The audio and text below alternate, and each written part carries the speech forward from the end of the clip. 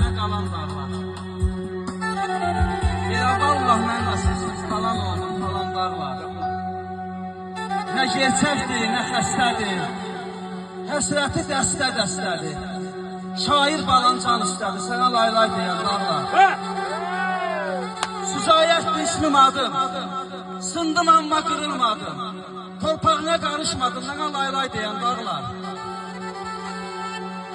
Zəlmxan Yaqub deyir ki, ey qərib məmləkət, ey qürbətli yar.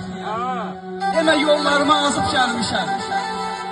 Alnıma nə yazıb Allahım bilər, mən öz dastanımı yazıb gəlmişəm. Çöküm budaqlarım tağım buradadır. Mən orada xəstəyəm, yarım buradadır.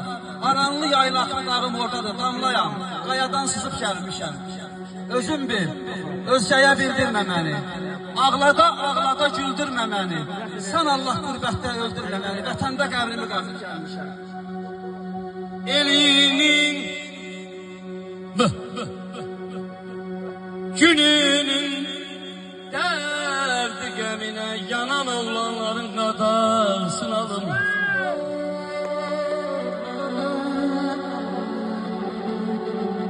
Vəfanı, səfanı, ey bilən oğlanların, ay balam, bilən oğlanların qadarsını alım.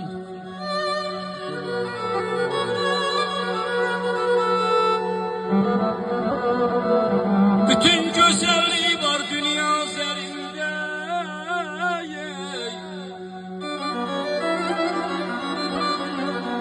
Bütün güzelliği var dünya üzerinde. Manalar eşkiyle gezdim derinden. Ay elgir yaxşını, yamanı pisi yerinde. Ey bilen oğlanların qadarsını alın.